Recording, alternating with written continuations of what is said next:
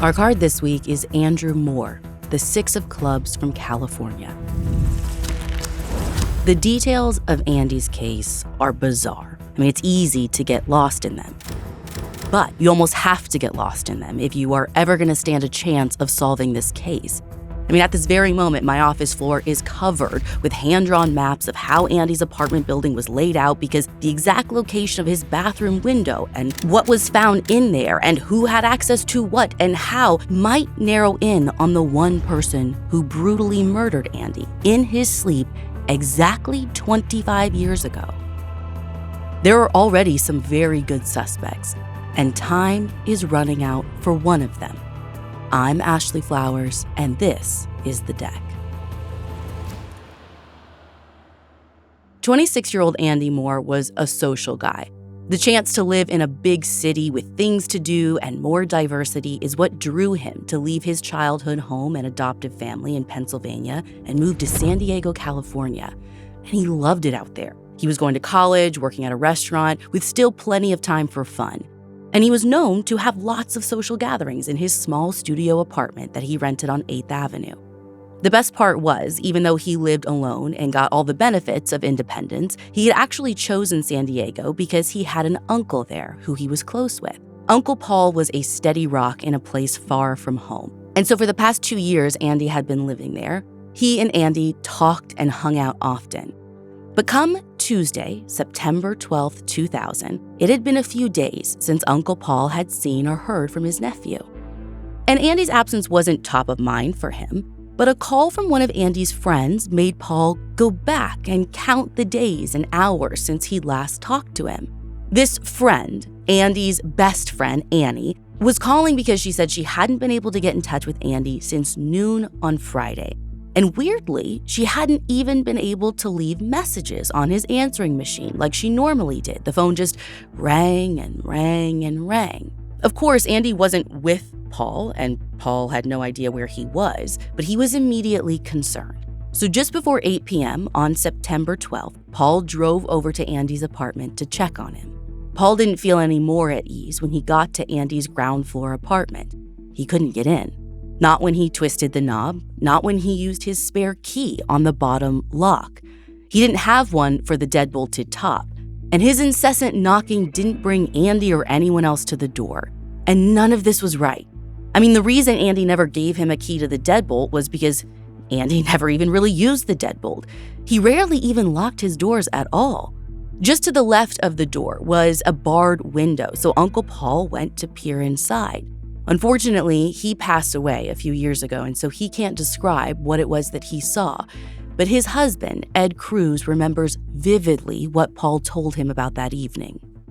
It was close to dusk. He couldn't really see in the apartment, so one of the tenants offered him a flashlight. And when he flashed it in through the window, that was when he saw Andy. That's when he, I guess, called 911. And then I recall things just happened so quickly. Paul calls me and he told me that he found Andy and Andy was stabbed. And so I immediately said, I'll be there. I'll drive down to the apartment. I felt like Paul really needed me next to him, beside him, for comfort. But I couldn't get to where Paul was because the police had put tape up. When first responders broke down the door, they found Andy lying naked on his bed. His body was cold, and there was evidence of extreme violence about his body and a lot of blood. It was obvious there was some kind of bludgeoning. There was incised wounds. There was trauma to his body. That was Lori Adams, a retired detective from the San Diego Police Department. She took over Andy's case in 2012 and worked it until she retired this January. She said it was clear to everyone that Andy had been dead for some time, probably for about as long as he'd been unreachable, which meant the only thing they could do was secure the scene and try to begin to answer some critical questions. So what I'm looking for is a variety of things. What fits, what doesn't fit. Taking the case in its totality, when you're looking at the crime scene, you're trying to understand, the why, right? So we know the who. Andy is our victim. We are trying to understand the why, because the why is a really critical piece to getting to the who did it. What the first set of homicide detectives uncovered as Andy was covered up and carted away on a stretcher was perplexing. First responding officers filled them in on how the door had been deadbolted and the bars on the window were secure. There was no sign of a break-in, and Andy was alone in the apartment. In fact, they don't think he ever even knew the attack was coming. It looks pretty clear that he was sleeping at the time he was attacked. And so consulting with the medical examiner's office, they believe, based on the reports that they were reading, that likely Andy was bludgeoned in the head, causing such a severe and significant injury that he was essentially incapacitated immediately. He did not know what was happening. And that is consistent with what we see of Andy laying in the bed. There's no signs of struggle. After he'd been knocked unconscious, someone had taken a sharp instrument and stabbed him in the neck. But even that fact stands out to Detective Adams, and to me, and to our reporter Annie.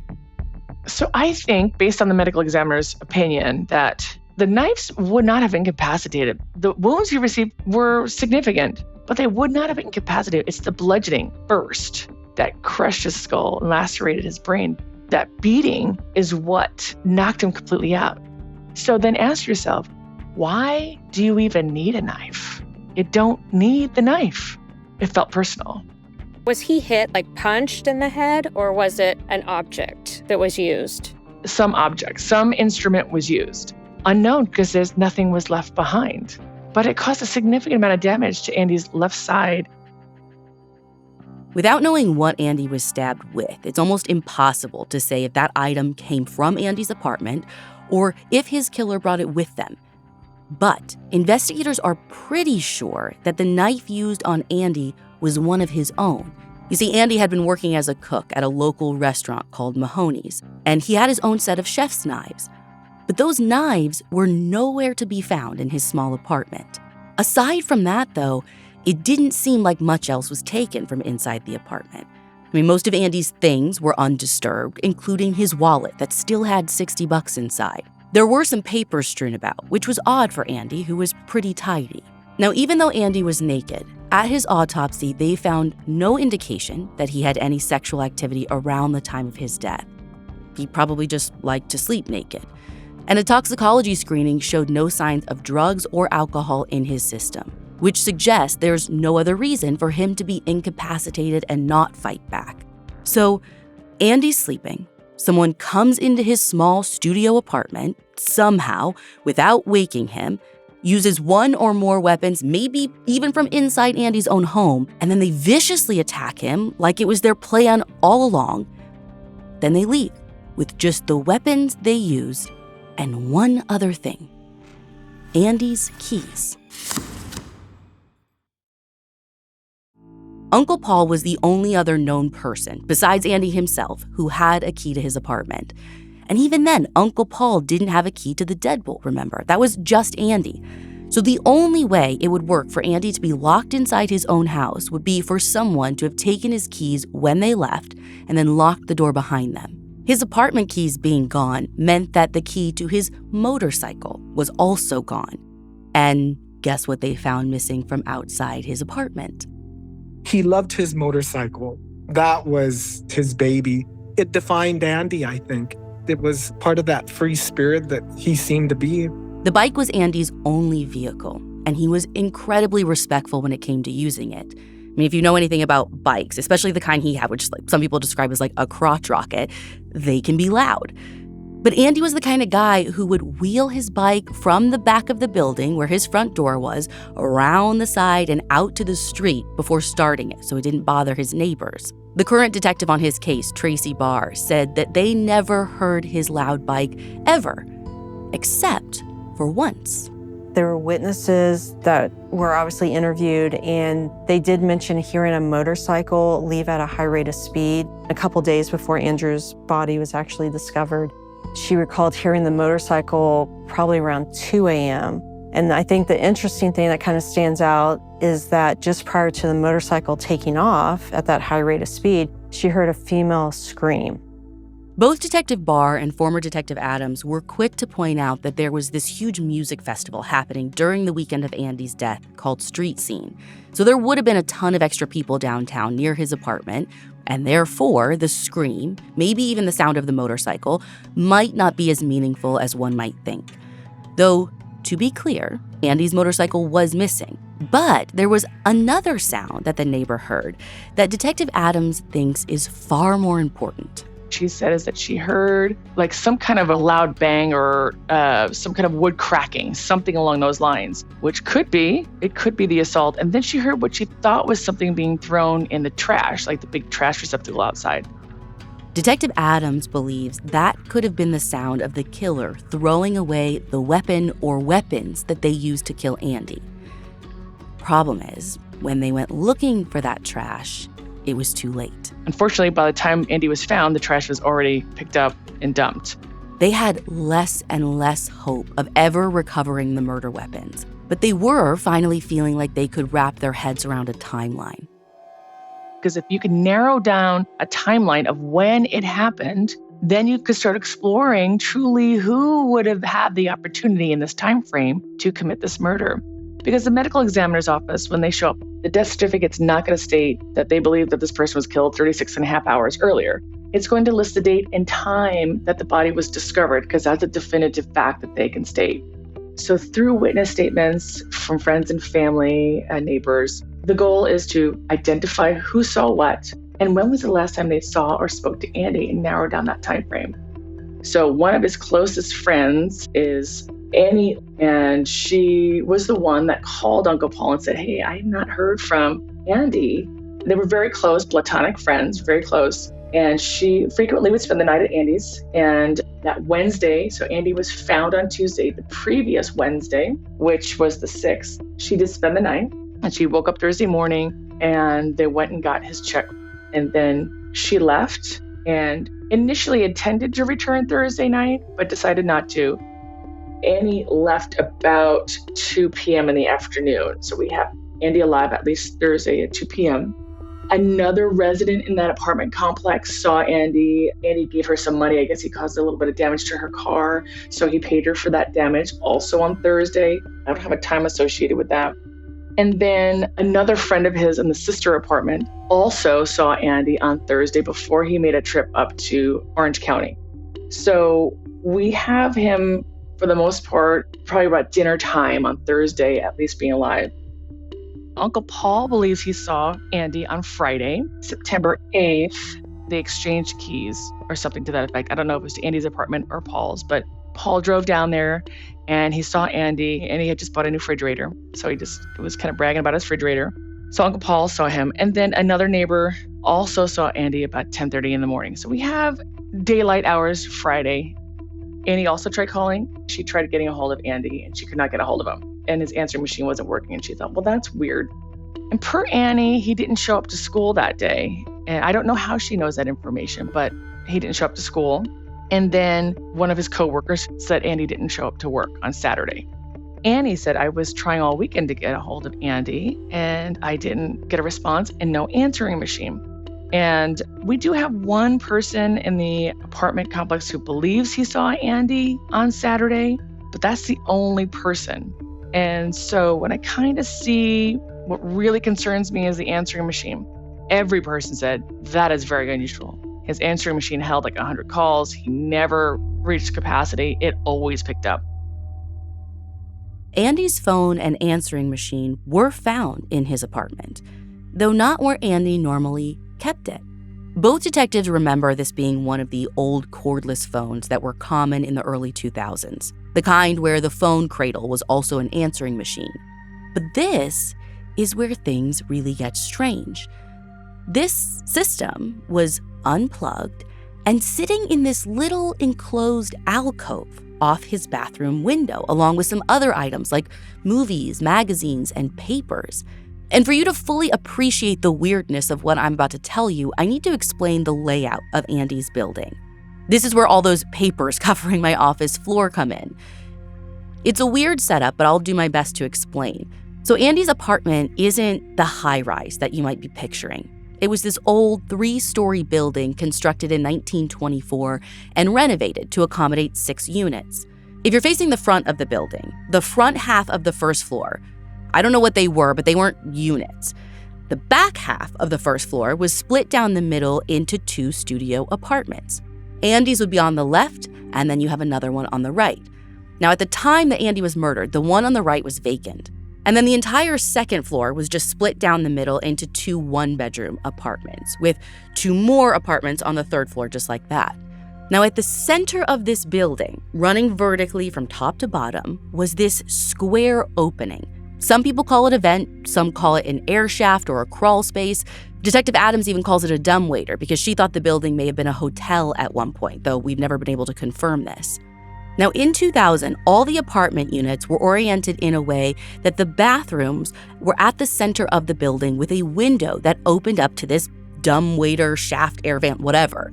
A woman named Beth Story, who lived on the second floor at the same time Andy did, told our reporter Annie Roderick Jones that you couldn't see into any of the apartments if you looked out yours, but you could tell if someone's light was on.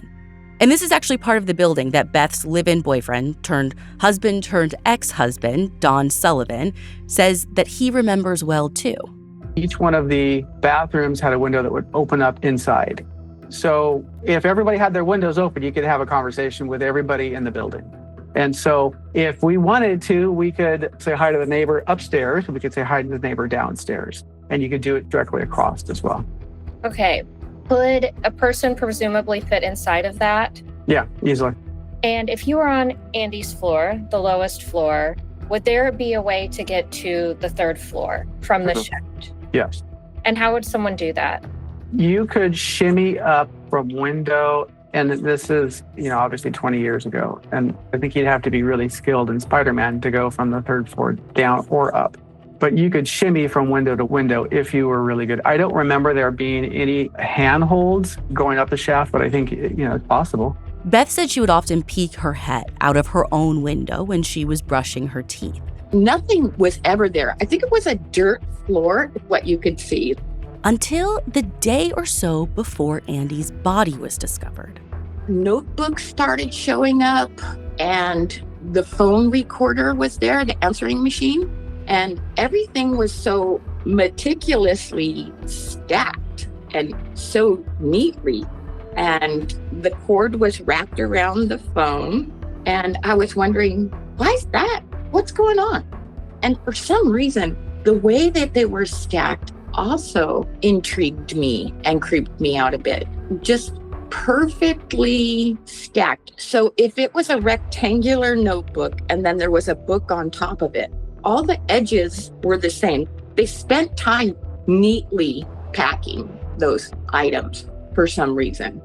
Andy never did that before. It was only during those hours before he was found that has ever occurred. And why would his voice recorder be there was odd to me too. It's just not something he would have done, ever did. There's that. That's never happened before. He's never put one thing in that crawl space. Which to me begs the question, was it Andy who put that stuff there?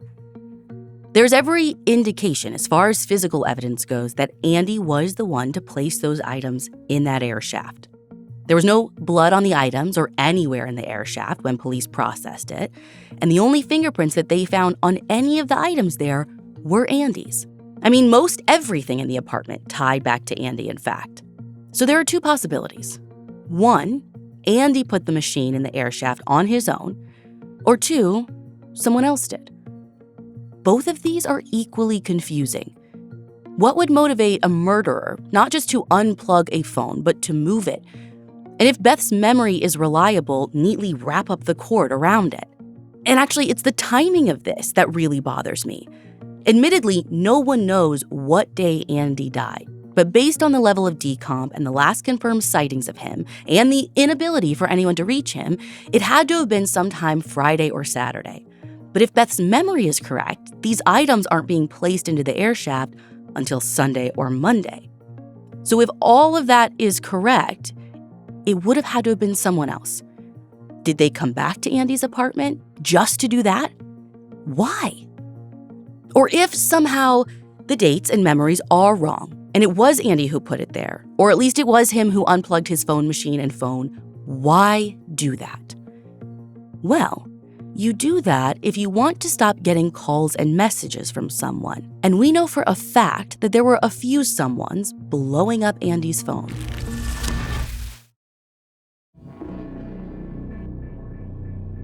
Police heard one name over and over again in the early days of the investigation when they talked to people around Andy's apartment complex. Vanessa. That's actually a pseudonym that Detective Barr used with us, although we have confirmed her identity ourselves. She had just recently been evicted, and there was a mention that Andy probably was in a relationship with her at some point, but had ended things, and she wasn't too thrilled about that. Vanessa was about 28 years old at the time of Andy's murder, and before she was evicted, she had been living in the unit across from Andy on the first floor. When Andy died, the unit Vanessa had been living in was vacant, which was a relief to a number of the other tenants, including Beth and her then live-in boyfriend, Don. They lived in the unit right above Vanessa. And during a phone call, Beth said she remembered Vanessa's exit was a relief. We wanted her gone. We wanted something done. I remember one night she took a broom and started knocking on the ceiling at like 12 or 2 o'clock in the morning, something terribly late, and said, "I'm f***ing your boyfriend." I'm laying in bed looking at him just going, I knew it wasn't true, but just always like crazy stuff. Beth said she would often come home to notes from Vanessa on her door. Sometimes the notes were friendly, saying to call her if the radio was too loud. Sometimes they were more confrontational, saying that calling 911 was a waste of taxpayers' money. Just sort of odd things, but nothing egregious. That said, Vanessa's behavior was enough of a red flag that Beth still, to this day, has a detailed folder dedicated to Vanessa. It includes some of the strange notes she left, along with details of Beth's phone calls to police when Vanessa was disturbing folks in the complex, which were corroborated by police reports. Overall, Vanessa just seemed to sort of cause chaos. Another time she left a note on my door, but she used peanut butter and jelly because she didn't have tape, and she pinned it to the door that way. It was just always very, very strange. I didn't like bumping into her anymore. None of us did. Our reporter spoke to Beth's ex, Don, about Andy's death too. Don said that he distinctly remembered when he had found out that Andy had been sleeping with Vanessa. I didn't know that they had a relationship until, we all met downstairs one time, and I think after she got pulled away by cops. And he's like, yeah, that was a bad mistake, Vanessa's erratic behavior, her routine disturbances in the complex, and the history with Andy was enough that police looked into her almost immediately. Detective Adams said that what investigators were told about Vanessa just raised more concerns. She would leave messages on his answering machine that were really nasty and negative. She was eventually evicted out of that apartment and then took up residency in a car in the parking lot with some other people that were homeless. And she would be there, and Andy and other neighbors called police about her repeatedly. I think the last report I read, there was probably 8 or 9 calls for service where she was harassing him. So the investigation really did focus initially on her. And she was interviewed multiple times by initial investigators. She was even polygraphed. She passed a polygraph. So she was really explored extensively. And again, it's an open case. It's unsolved. Anything is possible. But you also have to marry the significance of the injuries to Andy. She's very slight and small. Is she capable of causing those types of injuries? Maybe. I don't know. Possibly. It's worth noting that when Detective Adams talks about harassment, she is specifically talking about a number of police reports that document Andy describing Vanessa playing loud music, banging on the doors, and screaming threats at his door. Also, when she lived there, she would crawl through that crawl space into Andy's apartment and kind of mess with him a little bit, move his things around. Well, that's interesting. Our reporter, Annie, tried reaching out to Vanessa, but as of this recording, she has not heard back from her. Here's the thing, though. It is easy to get stuck on Vanessa. Tumultuous relationship history? Check. Familiarity with the building? Check. I don't know the state of her relationship with Andy when he died, but even if he wouldn't have willingly let her in, maybe she had a key to her old place and went through the air vent like she was known to do. But oh, by the way, she wouldn't have needed to enter the air vent through her old apartment. Because during our reporting, we learned that anyone could have entered that air vent even from outside the building. Here's Beth again, recalling something that she learned about her building after living there for a while. She heard this from the neighbors on the same floor, who she affectionately calls the girls. I had already lived there for months and months when I believe it was the girls told me they had complained to the realty company about the access point that was unsecure outside of the building on the north side. I said, "What access point?" And that's when I went downstairs and out the front door, and I went around the building to look at it, and there was trees next to it. So I had never noticed it, and I had never had a reason to walk over there. It was in between two apartments, ours and another, and they were quite close together. And that's when I saw it was a crawl space that was unsecure at our building, and that bothered me. But I was glad that they had reported it. I was glad that they told me. And I assumed the realty company was going to take care of that right away. And shortly thereafter is when Andy got murdered. Don found out about these access points too. He remembered the crawl space clearly with a metal grate that closed off the opening, except the grate wasn't secured and could be easily removed, and voila, easy access to the complex and therefore to the apartments. And to be precise, there were two of these entryways to the building, one on the south side and one on the north side of the building. Dawn said they were around 2 square feet. So this introduces a ton of additional potential suspects. Someone could have very well just walked right off the street and into Andy's apartment. Here's Dawn again. It was downtown San Diego, and it's right by an off-ramp from Highway 163 where there was lots of cop action. There was lots of homeless people. There was lots of drugs. Don went on to say that because of all that, he personally never felt like Vanessa was the only or even the best suspect. I mean, she has always denied involvement in Andy's murder to police, and she has never been charged. So it's likely that even police recognized there were too many other variables that could have allowed anyone off the street to access Andy's apartment. And there were a lot of random people passing through. His first floor apartment door opened up to the building's main parking lot where Andy kept his motorcycle. That parking lot was also something of a pedestrian shortcut. The apartment complex is in a place that most tenants described that people would use that parking lot as kind of a thoroughfare to kind of cut corners and get around downtown a little faster. So it was not unusual to have pedestrian traffic, and it would not be unusual to have people who don't live there in that lot. I'll be the first to admit, though, this crime doesn't give random assailant off the street. The attack on Andy and the circumstances around it scream personal. But say for a second that it wasn't personal. They were coming to take something. Well, then it seems like the only thing the killer was after was Andy's motorcycle. When you continue that thought of, well, if you're going to steal a motorcycle, you're going to part it out, you're going to sell it. The purpose is to get something from it, money or something from it. Most people don't murder someone and keep the vehicle and just keep it for the rest of their lives. There has to be something driving that desire. But fast forward 1 month, and guess what police end up finding not far away? His motorcycle was simply parked a mile away and the cover put back on it. And it was seen a couple of days after Andy was murdered, and it stayed there for about a month. So does it make sense to think that he was killed for the motorcycle specifically, or was the motorcycle a getaway vehicle? But for who?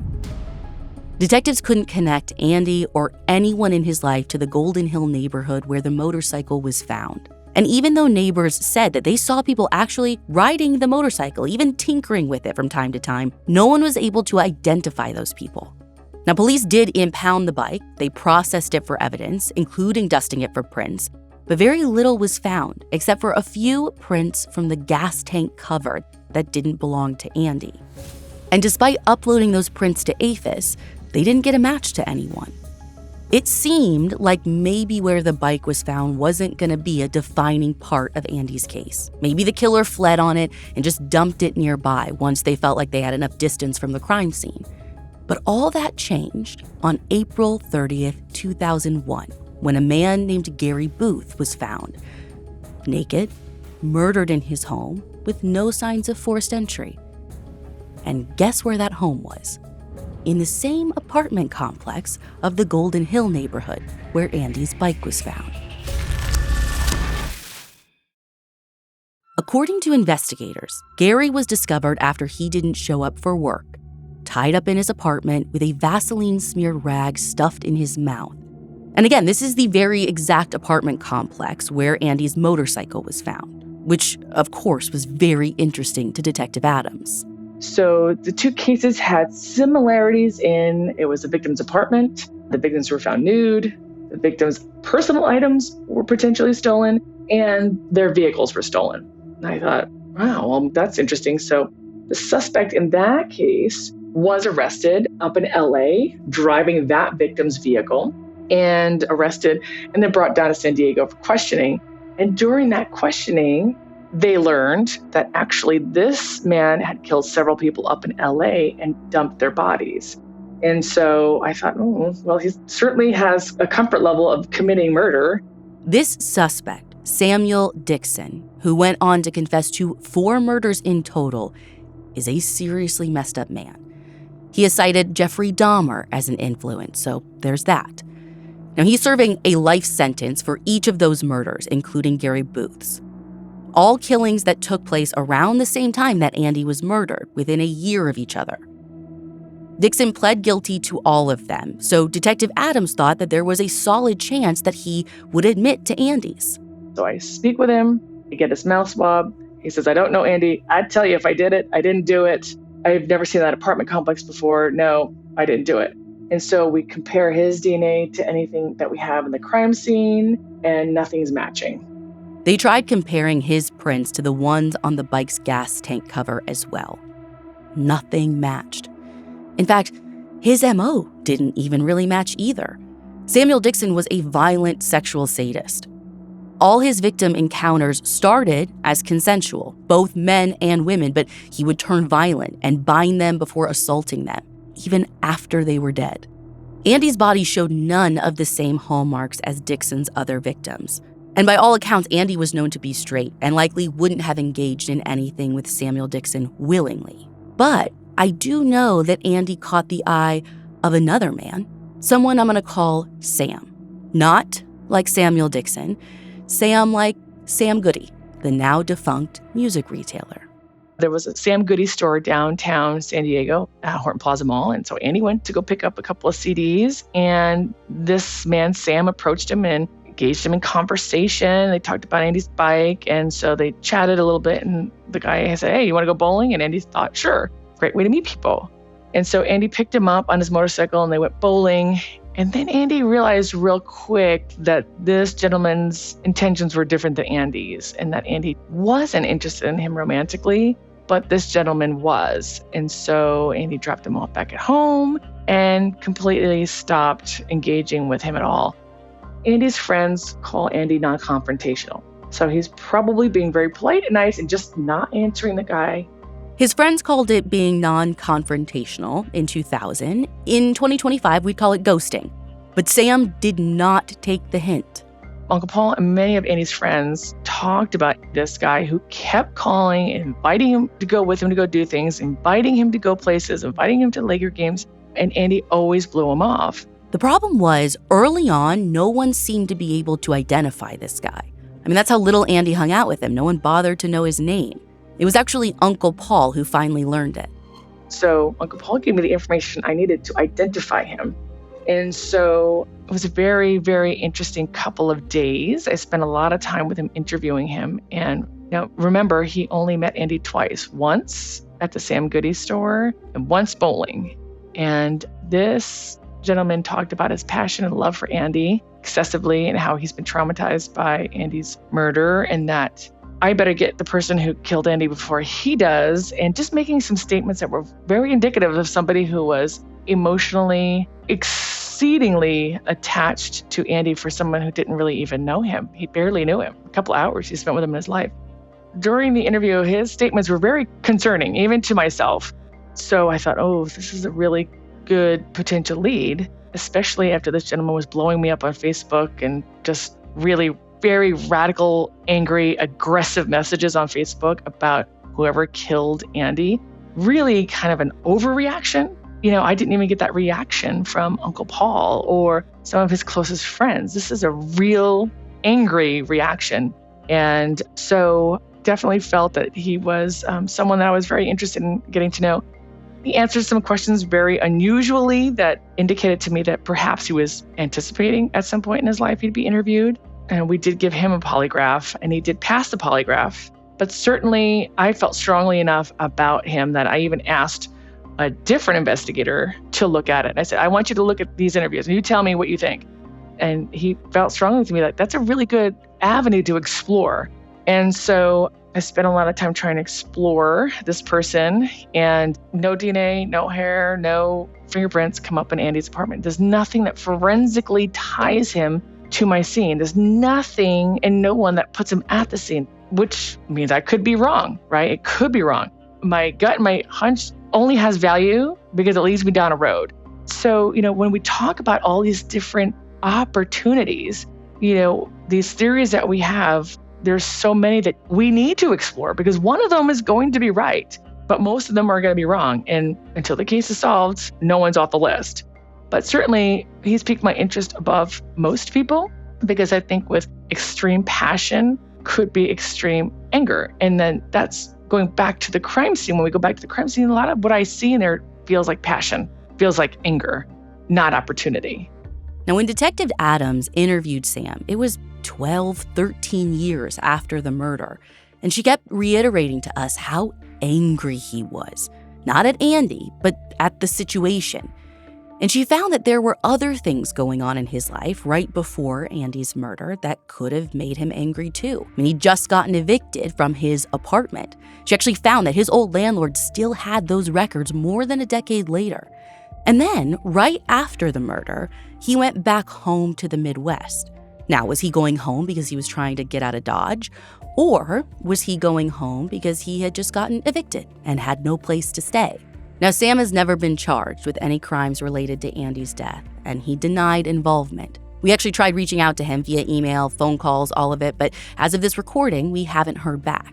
When Detective Adams retired, this is one of the cases she left behind. And it's up to Detective Barr to finish the job now. But it seems like there's plenty to work with. Detective Adams told us that in her time, they have revisited the physical evidence over and over again. And not long after she took the case on, they were able to take some cutting samples from Andy's bedspread and pull a mixed DNA profile from at least one of them. Now, the sample she got back was mixed, one major and one minor, all mixed up together. The minor one is so small that they can't tell anything about it. They can't even say if it's male or female. They can't even rule it out as not being Andy. But the major profile was very interesting. It's not Andy, but it was male, though she is quick to note that the sample was non-sperm fraction. So it came from something else, but they didn't tell us what. Now, the profile they were able to pull was good enough to be entered into CODIS, but there have been no hits. That sample was also good enough to compare to the known people in this case. Obviously, it wasn't Vanessa's, though they tested her just to be on the safe side, and it wasn't a match. They also tested a boyfriend of hers, and they tested Sam. Neither of them were a match either. Investigative genetic genealogy still can't work with mixed profiles, but the labs tell Detective Barr that the science is getting better every day, and it won't be long now till they can do something with what she's got. So in the meantime, Detective Barr is going to do some old-fashioned boots-on-the-ground work, starting with revisiting as many people connected to this case as possible, like Vanessa and Sam and Samuel Dixon, who is in prison, and even a new person of interest who was initially ruled out. This person, their prints were found in the vacant apartment across from Andy's. Now, back in the early days, they were ruled out because they had a reason for those prints to be there. Be in the bathroom specifically where they found them. But in the last 25 years, this person has racked up a criminal record that made Barr want to rule him in or out herself, especially now that she's got DNA to do that. So who knows? Perhaps putting this out in the world, the first in-depth story of Andy's murder on the 25th anniversary of it, will lead to a solve before his unsolved case gets older than he ever got to be. Andy was just 26 years old at the time of his murder, and everything in his life was just starting to click. I mean, that's one of the many things that still leaves his mom, Rita, heartbroken about losing him. She shared photos with us of Andy growing up throughout the years. Andy fishing, Andy playing baseball, his gloves outstretched, and Andy at the airport the day that his family brought him home after his adoption. Andy's room at his parents' home is still just the way it was when Andy left it. It's become this, time capsule. His twin bed is neatly made with a blue plaid blanket. Shelves are lined with his trophies and trucks and toy animals, that baseball glove, and many Curious George dolls. I know you haven't heard from Andy's mom, Rita, directly yet in this episode, but don't take that to mean that she isn't still fighting hard for her only son. Rita's now in her 80s, and she sat down with her daughter Suzanne to share with you a few memories that they have of Andy. He always loved Curious George when he was little. Curious George books, oh my gosh, right? Yes. So when I see Curious George books, and we have tons of Christmas ornaments now of Curious George that we hang on our trees at their house, at my house, that are all in honor of Andy. Rita was a teacher and even taught Andy in kindergarten. And one of her favorite memories with Andy was their walk to school together and this really sweet thing that the two of them did. Do you know what? When we would go to kindergarten and we went down the main street of town, we had this saying that we would say, "I love you because," and then he would say, "I love you because," and I remember that so well because we had these sayings, "I love you because," "I love you because," I loved him so much that I just couldn't put a piece on it because there were so many reasons why I loved him. If you know anything about the murder of Andrew Andy Moore in San Diego, California, shortly before September 12th, 2000, it's time to come forward. There's a $56,000 reward for any information leading to the arrest and conviction of the person responsible. So you can remain anonymous by calling San Diego County Crime Stoppers at 888-580-8477. And you can also call Detective Barr's desk phone at 619-430-0134. The Deck is an Audio Chuck production with theme music by Ryan Lewis. To learn more about The Deck and our advocacy work, visit thedeckpodcast.com. I think Chuck would approve.